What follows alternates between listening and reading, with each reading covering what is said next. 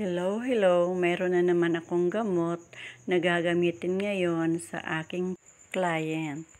Ito ang gagamitin ko sa makapal at malalaking hibla na buhok ng aking client ngayon. Maraming beses ko na itong nagamit sa mga client kong may kulot at dry na buhok. At talaga naman napapabilib ako kasi talagang maganda ito. Mamaya makikita nyo ang result at kayo na ang maghusga kung gusto nyo rin gamitin ito sa inyong mga client.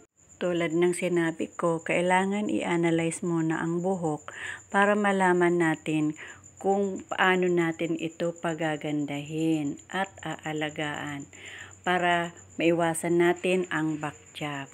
Ang buhok ng ating client ay may kulay at yung tumubo na ay halos nasa 8 or 9 inches na. Yun munang tumubo ang lalagyan natin ng gamot na pangriban at yung may kulay, mamaya na natin lalagyan.